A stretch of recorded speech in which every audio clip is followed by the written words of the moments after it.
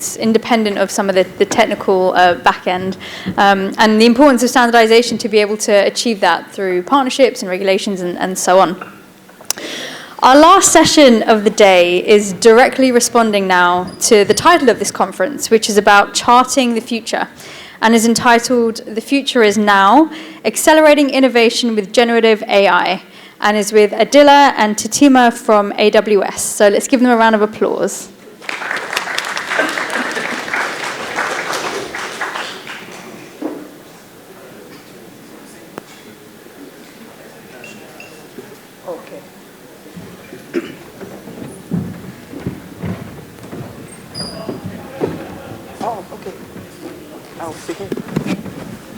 There's just so many chairs. There's just going to be two of us, so.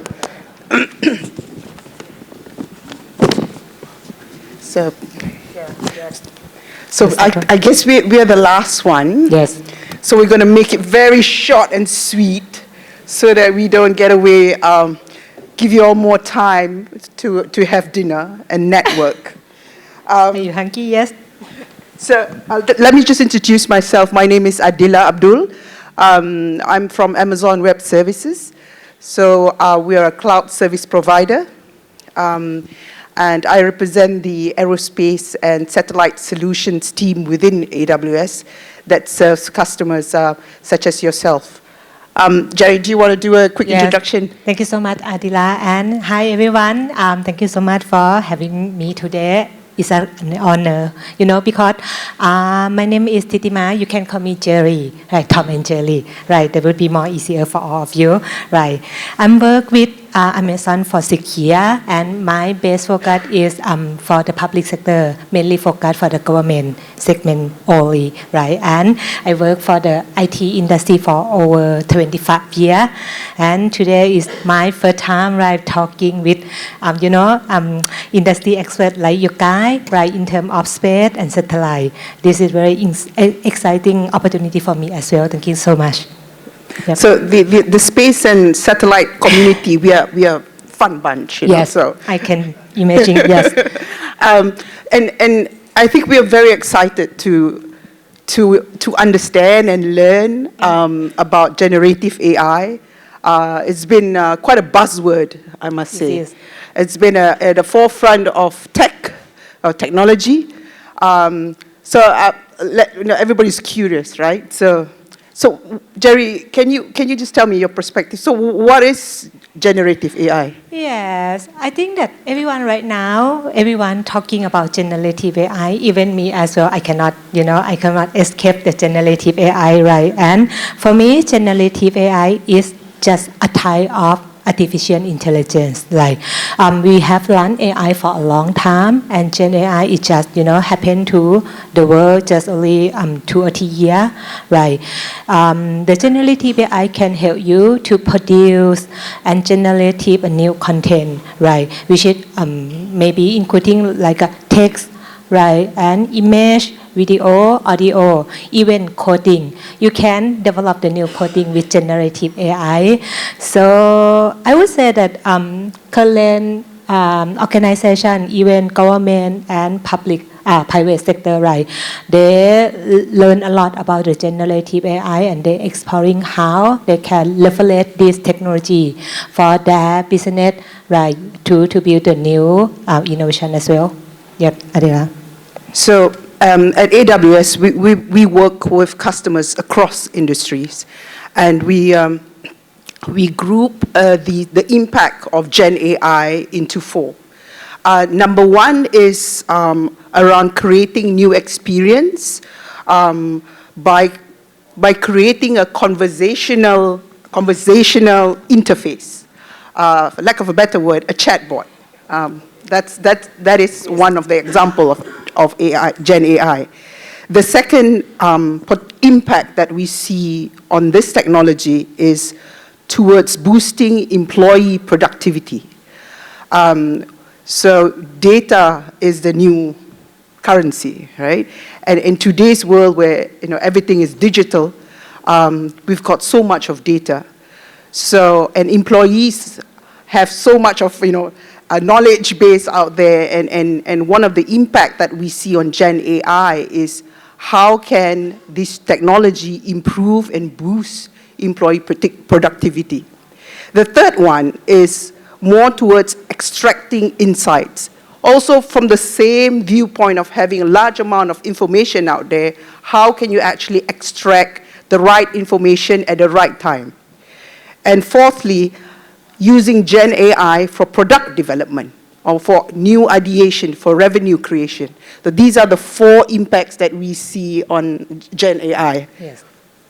So Jerry, since we are in Thailand, can you share with me whether there's any implementation of Gen AI in Thailand in general? Yes, I think that I would say that right now, so many customers of AWS, they are exploring about Gen AI, but I just can share for the public reference. So one of the fintech unicorn in Thailand named APSCC.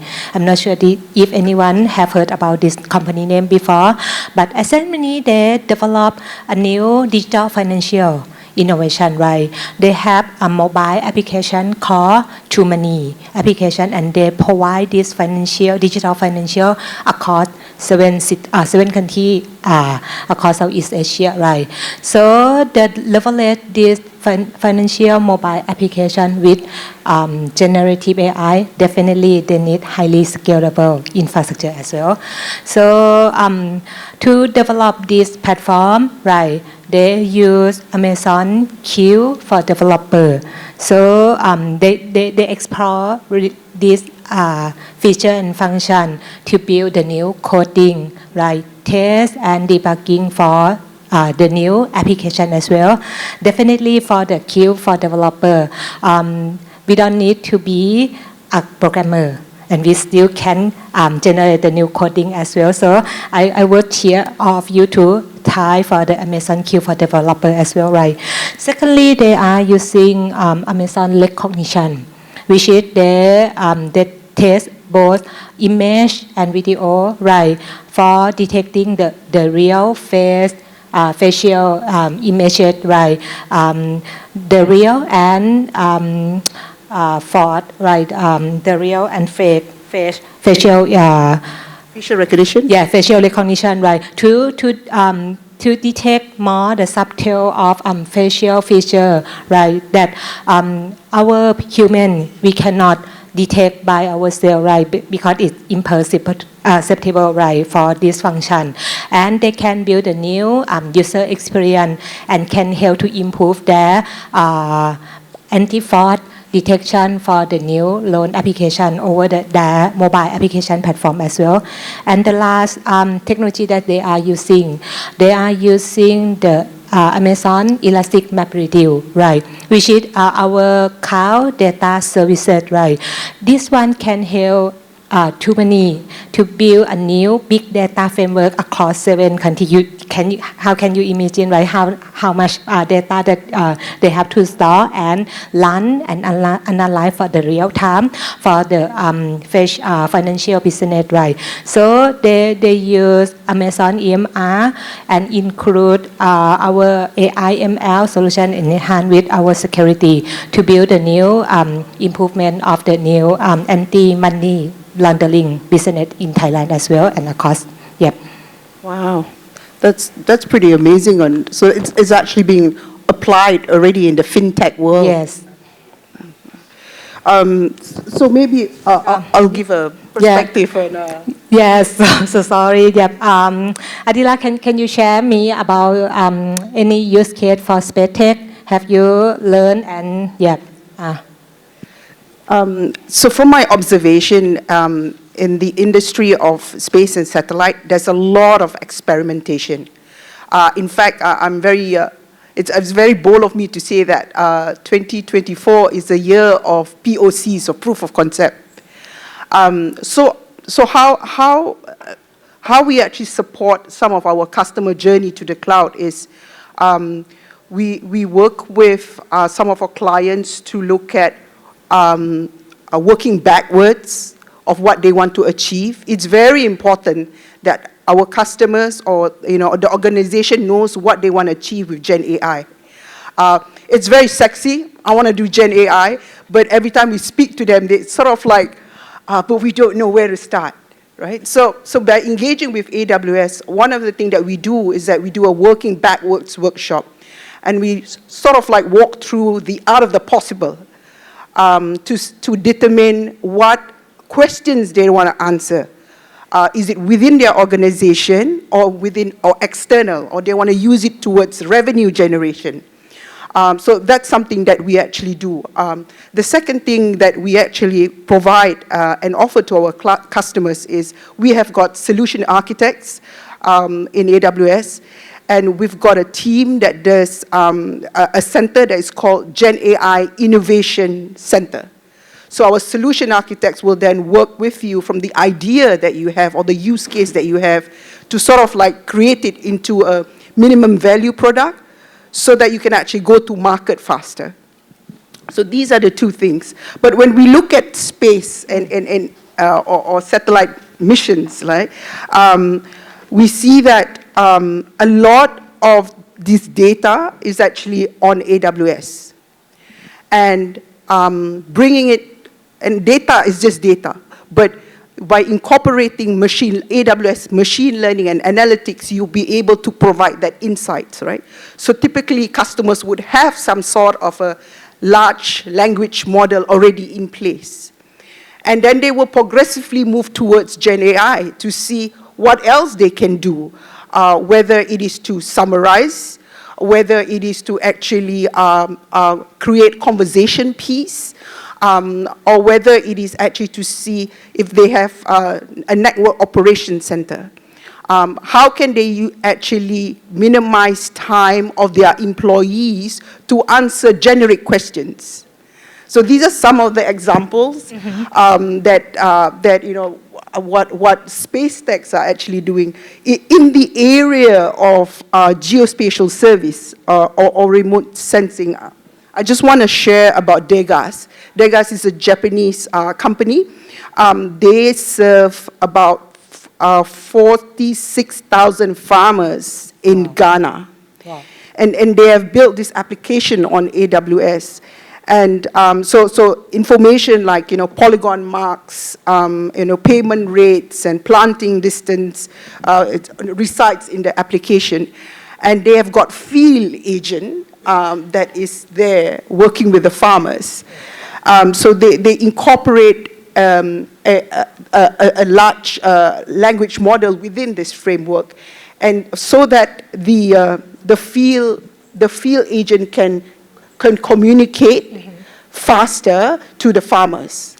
So that's one example, and when they look at it on how fast the farmers are adopting just because they are interacting so fast through the application, right? You know, it has actually increased the revenue of the farmers. Wow. So it's pretty good to see, or pretty great to see how, you know, the customers start with having data, and then they move on to create that large language model, and then they enhance it by using GenAI to do this. And it's actually impacting citizens. So it's pretty amazing. Yeah. Yes, it is very amazing to hear that how farmer, right, yes, invent the technology with generative AI. Thank you so much. I just have one last question, because somebody showed me 5 minutes. Okay. So when we look at cloud, yes, right, and when we look at technology and we look at digital transformation, right, technology is just an element, right? I'm very curious to also understand, and maybe you can share on, you know, what is AWS investment in talent? Yes.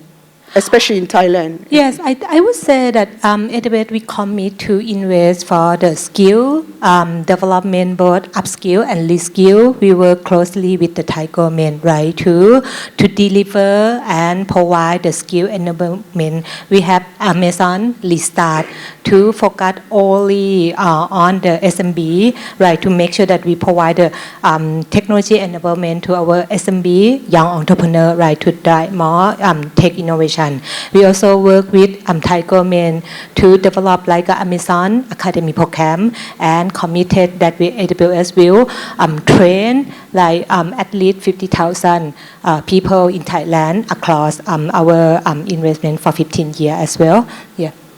And definitely, I'm not sure that someone of you have heard about our investment in Thailand or not, but AWS, we committed to invest our new infrastructure in Thailand, right? Which it will be the fourth region, the full range of region, right?